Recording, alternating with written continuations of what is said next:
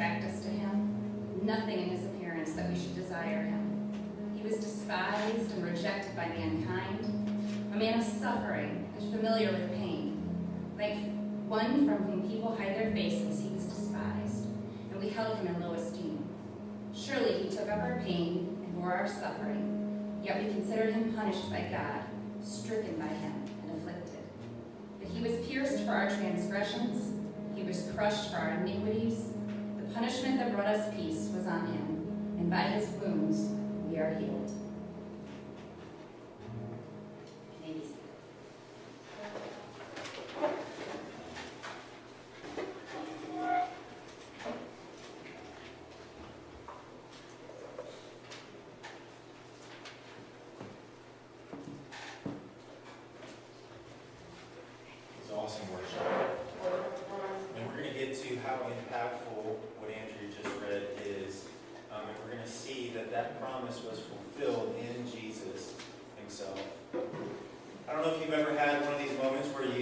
Somebody famous, you saw them out somewhere.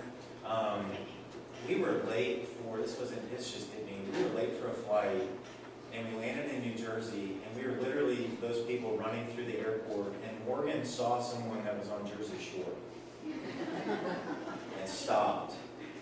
And I'm like, we're going to miss our flight home to our children for Pauly D. And I just thought, this is going tragically awry somewhere. I had one of these moments when I was playing college baseball. I saw Nomar Garciaparra, the shortstop for the Red Sox, in a very random place. It was a Bath and Body Works. Moisturizing is important. Okay? And he and I had this look that I can only describe as two Southern Baptists in a liquor store, where it was like, we are not going to acknowledge that each other are in here, and if you do, there is mutually assured destruction. And as I grew up, athletes stopped becoming the poster on my wall and became pastors that were impacting my life. And Morgan and I were at a conference, and we came up these stairs, and there right in front of us was John Piper, a pastor that has meant the world to me. And I was blown away by this man's tininess. He was so small and had this little robin's nest of hair. I just wanted to pick him up and carry him around, like Baby Bjorn style. I just wanted John Piper close.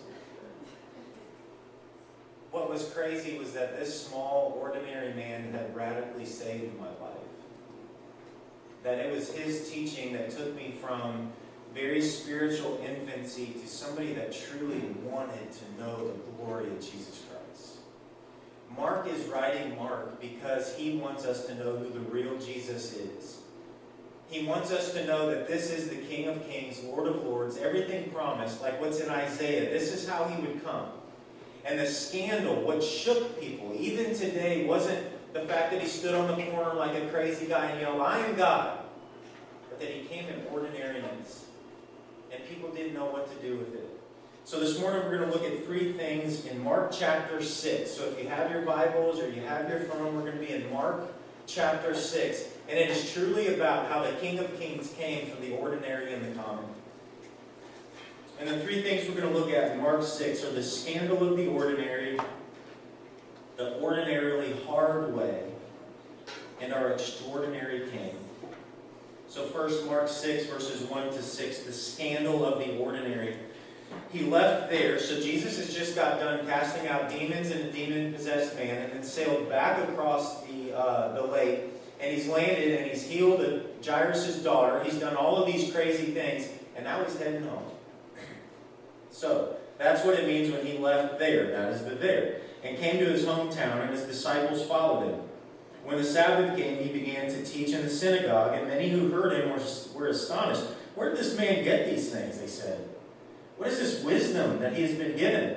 And how are these miracles performed by his hands? Isn't this the carpenter, the son of Mary, and the brother of James, Judas, and Simon? And aren't these his sisters here with us?" So they were offended. That word is scandalized. They were scandalized by him.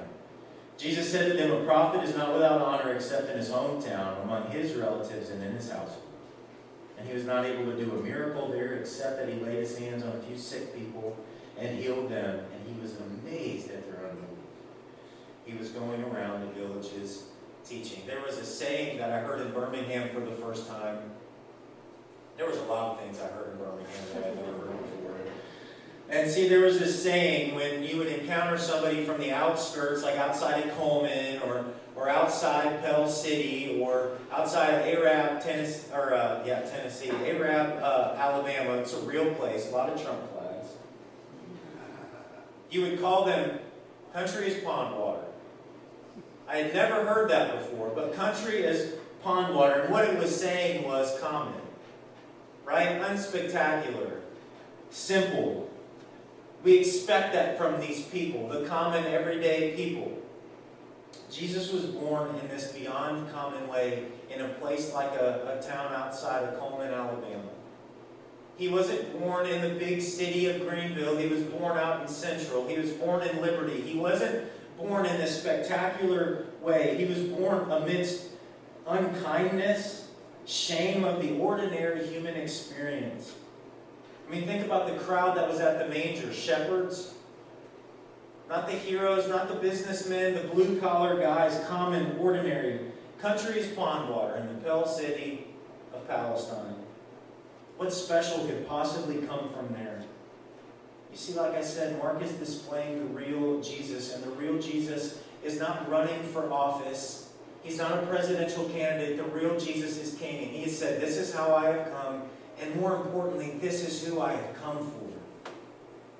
There was a sign, I don't know if you've ever been on the interstate and you've seen that Jesus is king, get saved, those signs on the side of the road. Well, there was a barn that had Jesus is Lord on the top of it, so when people flew over, they would look down and see Jesus is Lord.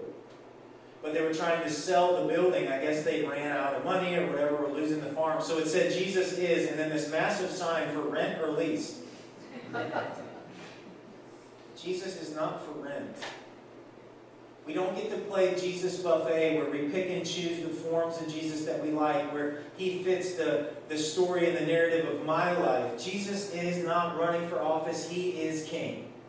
And this king has come in the most common of ways, and we're going to see why that is so hope-giving for us this morning. But for these people, he's come in the ordinary, and it scandalizes. Because he was living the life only God could live, commanded worship that only God commands, and did what only God himself can do, but he was common, and that scandalized the Jews. Why? Jews hold the name of Jesus, the name of God, not Jesus, the name of God in such high esteem they don't say it. They even don't spell it correctly. It is simply nouns. There are no verbs in the way they spell his name. So think of this. For these people, the most scandalizing thing that they could ever come up with was the fact that God himself would take on human body. That was the most scandalizing thing anybody could possibly ever come up with. I wonder why my wife is looking at this consonants, right? Not nouns. Vowels. I was an athlete in school. Give me a break. Yeah. Vowels, consonants. Somebody smart people in this room. Do y'all get what I'm saying? God's name is a big deal. He'd never take on a human body. Scandalized. That's the point. And especially for us, we're so familiar with Jesus, aren't we? There's a church on every single corner. We just talked about this week. There's a church on every single corner. We're so familiar with this Jesus, but we rarely encounter what Mark is trying to say. No, this is the real Jesus. This is why he came. It is the scandal of the ordinary. So many times I know myself in my own life, don't we look for Jesus in the big concert? We look for Jesus in these huge moments. We look for Jesus in a podcast. We look for Jesus in all of these big places. I want the spiritual high. I don't want the common encounter with Jesus on a normal Tuesday when I'm having a struggle in my marriage or parenting is hard or I'm tired of being single or any of these other things that we encounter. We want the spiritual high Jesus. We don't want the common. We don't see him in the common. And yet the way that he came, why he came to encounter our commonality changes everything. Like us today, familiarity makes us blind to the spectacular. Don't miss the scandal in what these people say. Isn't that, they say, isn't that the carpenter's son? Didn't you babysit him? Don't you remember babysitting him? You changed this guy's whatever they used back then. They were familiar with this guy. They had no clue who was standing in front of them. And even this, they say, isn't he Mary's son, not Joseph's son? They are taking an absolute shot at his commonality. Not only that, to say that he was born out of wedlock. That is the shot they're taking at this Jesus. But the true Jesus stands in front of them. And the Christian message is the message of how the world truly works. And it truly works in the common, not the spectacular. We will have more common days than we ever will the mountaintops. And if Jesus didn't come to enter into the valleys of life and the common struggles of human life, then we would have no hope on 99% of the days in our life. But he came for it. One author says that it is utterly unexpected for God to save people, to free his creation from the grip of sin and death, and to unleash on this world his own resurrection life through a common laborer who is misunderstood by his own family, one who was rejected by his hometown, abandoned by his followers, and ultimately put to death as a common criminal. In the eyes of the world, it is completely backward. If you're familiar with church, if you've been around, there's a book in the Bible called Romans. Romans is one of the most powerful, if not the most powerful letter ever written in human history. And the very first command that Paul gives is not, don't do the no-nos. Paul's greatest command, his first command in the face of the greatest letter ever written was, change the way you think. Change the way that you see the world. Change the way that you see this common man who walked in Palestine. Change the way you see reality, because it is the message of how things truly work. I say this all the time. You don't need a PhD in this room to know things aren't how they're supposed to be. And they're not broken in some spectacular way. It is common in this room. We all know what it's like for things not to be how they're supposed to be. That is the common. And that is why he came. The real Jesus is the only way to see everything sad come untrue. Because the commonality of this world is that things are broken. It is the only way to know peace and hope. Because a longing for peace and hope is the common human experience. And how he works is so often the roadblock to our faith. Sickness, pain, sorrow, grief, they are the common denominator for all of us. And he lowered himself to walk in it with us. To promise that I'm going to take it all away one day. That is what Isaiah is pointing to. That's what we just read. He didn't have an impressive form, common, or majesty, common, that we should look at him. He was common. No appearance that we should desire him. He was despised and rejected by men, a man suffering who knew what sickness was. He was like someone people turned away from. He was despised, and we didn't value him. We expect the man on the corner screaming, I'm God. Does anybody respond to that guy? We all walk away from him. No one responds to that. What we respond to is someone who enters into our daily life and says, I know what it's like to go through loss. I know what it's like to go through pain. I know what it's like to lose all that you've hoped for. I know what it's like to be longing and searching and broken, and that's what Christ came to do.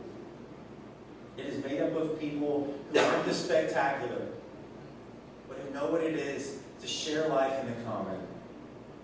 And next we see in verses 7 to 30 the ordinarily hard way. He summoned the 12 and began to send them out in pairs and gave them authority over unclean spirits. He instructed them to take nothing for the road except a staff, no bread, no traveling bag, no money in their belts, but to wear sandals and not to put on an extra shirt. He said to them, whenever you enter a house, stay there until you leave that place. If any place does not welcome you or listen to you, when you leave there, shake the dust off your feet as a testimony against them. So they went out and preached that people should repent. They drove out many demons and anointed many sick people with oil and healed them. If the real Jesus isn't for rent, then the true Christian life is not for rent either. We don't get to pick and choose what the real Christian life looks like, and it is hard. It is really hard. We just read a list of things that we need in this church. This is hard. This is really, really hard, but it is the most life-giving thing you could ever give your life to. It is the ordinarily hard way. I thought of this week when I was in rehab in Atlanta. There were folks that would come and do Bible studies with us. It honestly was condescending most of the time. And guys would show up with their Bible and they'd sit down and they'd look at us and they'd be like, "Hey man, you guys ever had a problem you just couldn't get over?" Just thought, man, did your secretary tell you you were coming today? We would literally look around the room and be like, "What is this?" And these were famous guys. These were the big name pastors. Pastors of 10,000 person congregations. They would come and sit and say this disconnected stuff from the everyday common experience. They had grown into superstars in the Christian world. But one day a common pastor came, and I can't even remember his name. A common guy from a common, unfamous church. And all he did was teach the Bible. He'd open up Romans and we would learn verse by verse by verse how this changed everything about us. He didn't treat us like we were the social rejects. He treated us like we were human beings, broken just like every common person. It was through a common man that my life was saved. It was through a common man not seeking fame and glory, but entering into the mess of the human experience saying, "You are no worse than anybody else, but you need the story of reality told to you." We all see our life in a story. There is something that we believe that if we just reach this point, if we just have this thing, then my life will be complete. We've all defined flourishing. We've all defined happiness and the good life as X. And the brokenness of sin says that I get to determine the way to get there, and anything that stands in the way of me getting the self-fulfillment that I long for needs destroyed. That is why you see the chaos around us. We see so often, be true to your own self. And the Christian message of the common reality is you have a new self. You have a new self, and it is through the common everydayness of people. There is nobody famous in this room, I don't think. And yet you have the ability to change eternity in somebody's life. Your common entering into another common person's life with the uncommon, extraordinary Jesus shakes the cosmos. That is hard. If you've ever been around people that are struggling, if you've ever been around me, Seth gets texts from me. Those take time. I'm sure when he's at work, he's like, "Dude, what are you talking about? Man, I'm having a hard time today." And what's common and extraordinary and hard is to actually engage in that and shoot me a text, something encouraging. You don't run away from it, you enter into it. It's hard. And that's what Christ did. He told the story of reality and tells us all the story of how things are meant to work. Ordinary shapes the universe. That's why the extraordinary King became the most ordinary person to save us and to make our ordinary moments what they were always supposed to be. Your ordinary, unseen Tuesday with your kids shakes the cosmos. You are written into the greatest redemptive drama that the cosmos will ever know. Your life has purpose and meaning and matters, but it's hard. And in this room, there are people that can say, "I know how hard it is, and I want to walk along this with you." It's incredible to see ones on donuts in the back. We haven't done this in these extraordinary super marketing ways. I mean, my wife could absolutely kill the marketing game. And what she does is she pours herself into the everyday rhythms of people's lives. I am inspired by what my wife does, not because we out-market other churches, but because I see her go on walks. But because I see her get tomato plants. Because I see her and Megan sit there and talk to people just on walks going by and get succulents, whatever in the world a succulent is. I don't know. We have airplanes. What in the world? Why? Don't they need roots? Do you know how we got those? Not through some extraordinary thing, but because they sit and they talk and they get tomato plants from their neighbor. That changes everything. That is the hard part. And it's so easy in our culture to just stay cloistered off. I can go to church online. I can stay in a Christian bubble. There's reasons we do the things that we do here because we want to stay outward focused, because the people that are moving here in droves are coming here searching for the good life. And what we're here to say is it's found in the Christian story. It's found in this king that has come here and said, I am not above anybody. I have lowered myself so that there's no person, no race, no economic status, no political affiliation that says, I am better than the other. Jesus Christ entered and took the lowest position so that he could save us all. That is what Christ has come to do. Not just back then. Here's the reality. Current statistics show 40 million Americans have an anxiety disorder. 39% of men and women will be diagnosed with cancer at some point in their life. 280 million people globally have a diagnosed depression disorder. 2.3 million Americans have a bipolar disorder. 100% of people have regret and shame. 100% of us stand here and say, man, this thing ain't going how I thought it would. And Christ says, I know, I care, and I've come to do something about it. By entering into all of this, by being acquainted, like we read, anxiety, panic, fear, sickness, he knows it all. You have a king that identifies with it.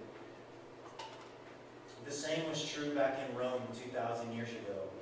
There was life shattered, there was abandonment, there was abuse, there was funerals. And what people didn't need was some conquering king to come throw a war and kick Rome out. What they needed was their everyday common life shaped and made what it was always supposed to be. That is such good news for us today. Yeah, we look for the lightning bolt moment, but I know that Jesus knows on my common Tuesday when I don't want to parent well, when I don't want to be married well, and I just want to fight, or whatever it is, that he cares and he came to rewrite that story, and I get to do something different. And here's the good news. When I fail and I stink at it, he is there to forgive me. Roman cities 2,000 years ago, where Jesus was saying this, there was abandonment, there was regret, the what-ifs. If they had Facebook, they would have the stalking of the former person that you used to date in high school. They would have the people on Instagram super happy all the time. You're like, dude, I just talked to you. You're not. No, you're not. No, you're not. Have the Instagram reel of the guy with the succulents. Whatever, man. They weren't called to create a Christian subculture. These people were called to actively engage what? The everyday unseen Wednesday. To sit and have a gospel conversation over 18 holes of golf. That is what matters.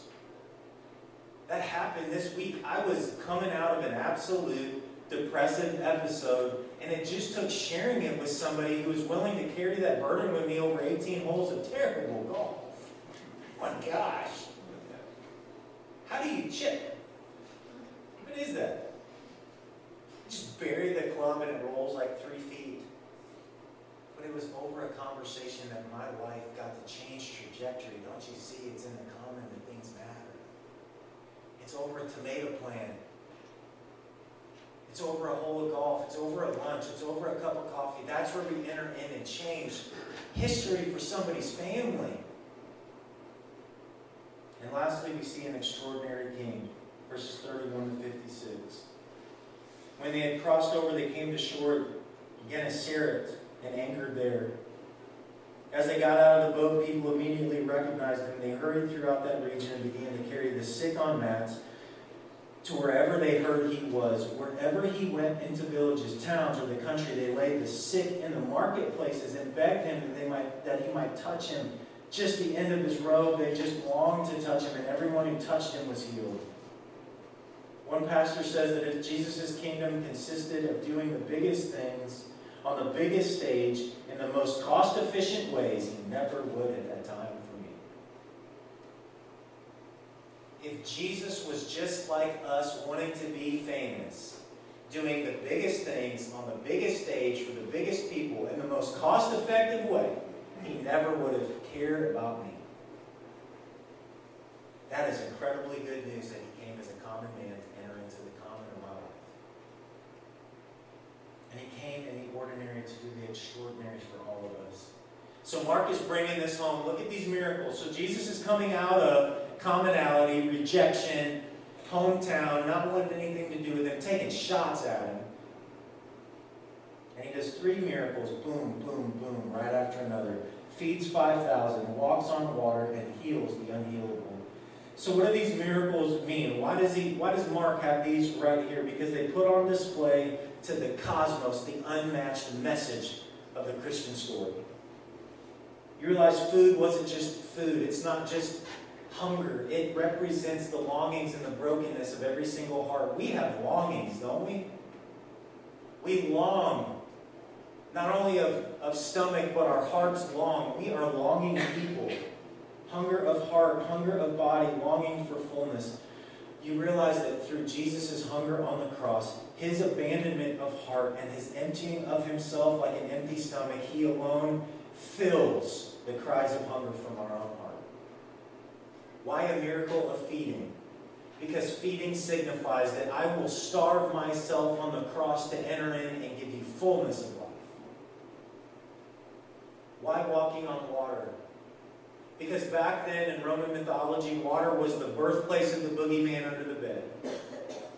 The darkness, the scandal, the regret, the shame, everything evil that has ever broken a life lived and was born out of the seeds of these men. And if you realize what Jesus Christ has come to say to you today, I will use the greatest regret and pain and fear of your life as my footstool. I walk on the boogeyman under your bed. How awesome is that?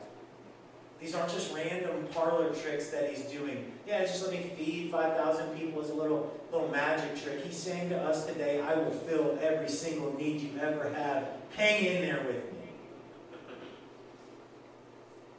I know you're scared. I know you're broken. I know things haven't gone how they're supposed to be. I promise in me I will make everything sad come untrue because I walk on the very things that haunt you in this life. And the most common part of the human experience is our bondage to the tyranny of funerals. That is the ultimate end of every single sickness, and he has descended to its depths and kicked down its door.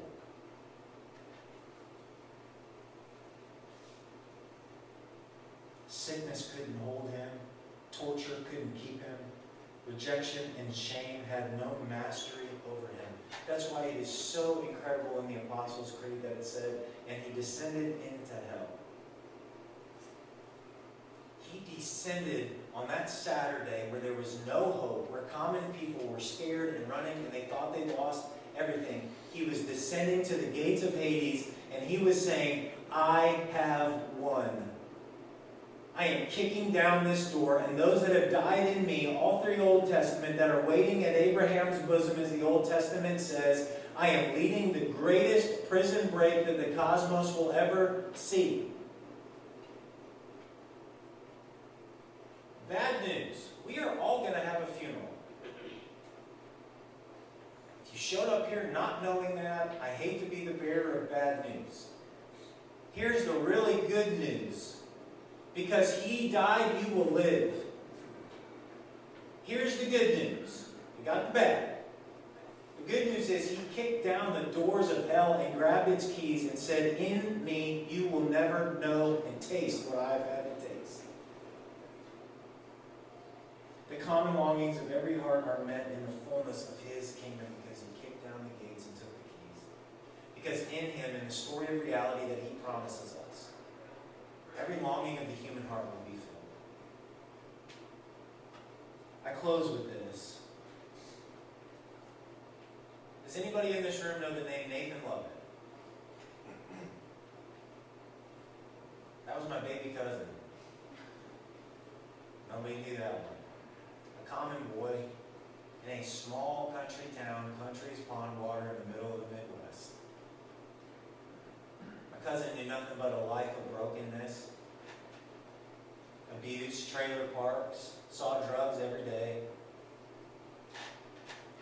A common boy. And Nathan reached out to me one night. We were in seminary. We called him Nubby, and Nubby called me, and he said, man, I am on the streets of Chicago. I don't want to live like this anymore. What do? I need help. I reached out to a common pastor at a common church, a man none of us in this room would know. A church none of us in this room would know. We don't listen to this guy's podcast or know this church's name, or we don't try to be this church. A common man at a common church trying to help a common little boy who knew common problems and the common human experience. And his common cousin had just finished a sermon for seminary on Psalm 1 that says, happy is he who walks in the way of the Lord. Happy is he who doesn't walk in the counsel of this, who doesn't see a progressive reality growing worse and worse and worse. A common cousin of his sharing a common message in a common hotel room because a common pastor at a common church gave him a chance. And my cousin called me and he left me a message and he said, Jason, I prayed tonight. Because God knew what was coming for him. And because he had to go home and deal with some consequences of legal stuff, my baby cousin went back to an old life and he passed away. Just like millions of people in this country, my baby cousin OD'd and they found him. But you know the hope that I hold to? It's the fact that a common man in a common town and his common cousin shared the gospel of Jesus Christ with them. You will never know the people that you will impact. They will never be famous, more than likely. They will never change medicine or do some crazy fancy thing. The people you encounter on a common day are like my baby cousin, and my baby cousins are out there just like him. Those people are in your life. You have a Nathan Lovett in your life, and he matters to somebody praying for him in another city. You can shake the cosmos in the common. That's all I want this church to do. I want us to matter to common people in common places. Why? Because the King of Kings did the extraordinary by becoming ordinary. Let me pray for us. Lord God, thank you so much that you didn't stay up top for the cool people and the famous, that you came for the nobodies and the broken.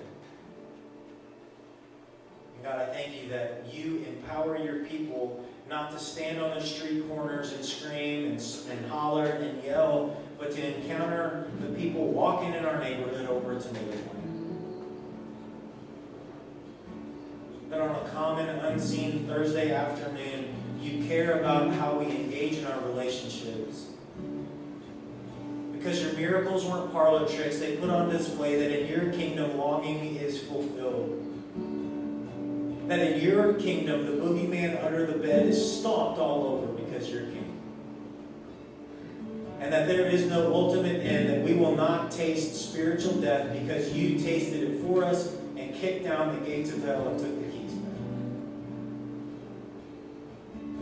Lord, if we do nothing else, let us encounter an ordinary, common Sunday afternoon with the extraordinary message that you alone say. It's in Christ's name I pray. Amen.